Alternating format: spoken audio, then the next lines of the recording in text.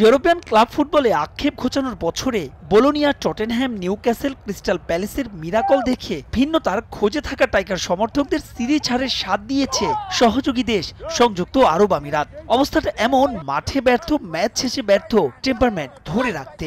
কবে সুদিন ফিরবে বাংলার ক্রিকেটে, সে উত্তর কঠিন থেকে কঠিনতর। ক্রিকেটারদের মুখে কথার তুবড়ি ফোটে, বাস্তবতা লবডঙ্কা।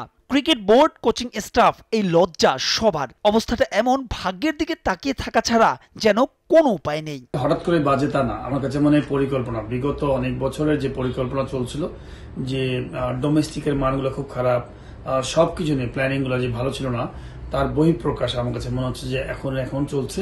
আমাদের খেলার কালচারটা নষ্ট হয়েছে। তো কালচার নষ্ট হলে কিন্তু আলটিমেটলি নিচে দিকে যাবেন। কোয়ালিটি প্লেয়ার ভালো রেগুলার ধারাবাহিকভাবে রান করবে, সেগুলো কিন্তু নাই। ঘুরে ফিরে কিন্তু যারা পারফর্ম করছে না, আবার হয়তো 2টা ট্যুর বা 1টা ট্যুরের পরে আবার এসে ব্যাক করছে।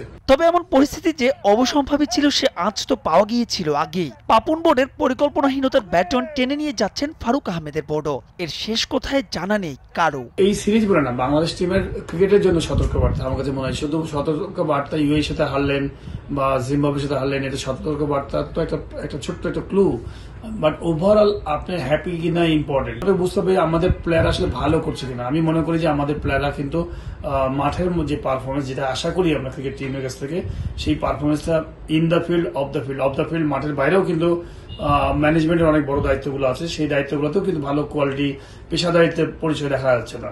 যে পেস ইউনিট নিয়ে হরহামেশাই গর্ব করতে দেখা গেছে বিসিবিকে, তারাই ডেথ ওভারে ডুবিয়েছেন দলকে। অবশ্য তাতে গেল বছরগুলোর অর্জনকে ম্লান করতে চান না সাবেকরা। 2-3 বছরে বাংলাদেশের সবচেয়ে ইমপ্রুভের জায়গাটা হচ্ছে পেস বোলিং। তো এটা কিন্তু ওরা প্রমাণও করছে যে আসলে ওরা কি। বাট আপনি যেটা বলছেন, অবশ্যই আমাদের কিন্তু টি-টোয়েন্টি হয় কি, যদি আপনার প্রপার ডেথ বলার না থাকে একটা টিমের জন্য, কিন্তু দেখেন আমরা 200 রান করে অথবা একটা ম্যাচ আমরা, তো এই জায়গায় যেটা হচ্ছে কি, হয়তো ঘুরিয়ে ফিরিয়ে সবাইকে খেলানোর চেষ্টা করতেছে একটা ভালো একটা কম্বিনেশন তৈরি করার জন্য। তো এটা প্র্যাকটিসের ব্যাপার। বাট আমরা যেহেতু এই জিনিসটা হচ্ছে, আমরা কিন্তু স্টিল এটা আমাদের নলেজে আছে যে কীভাবে ডেথ ওভারে ভালো করতে হবে, বা প্রথম নতুন বলে প্রথম 6 ওভার কি বোলিং করতে হবে। শারজায় ভরাডুবির পর এবার পাকিস্তান চ্যালেঞ্জ। বর্তমান পরিস্থিতিতে ফিরে আসা যে আরো কঠিন। সঙ্গে ব্যাটিং অর্ডার নিয়েও বাতাসে ফিস ফাঁস। সব মিলিয়ে অস্থির। এ সময় কাটবে কি সহসাই, নাকি টিম ম্যানেজমেন্ট কিংবা ক্রিকেটারের পক্ষ থেকে আবারও শোনা যাবে সেই ঘুরে দাঁড়ানোর গল্প? মাহবুব রিমন, সময় সংবাদ, ঢাকা।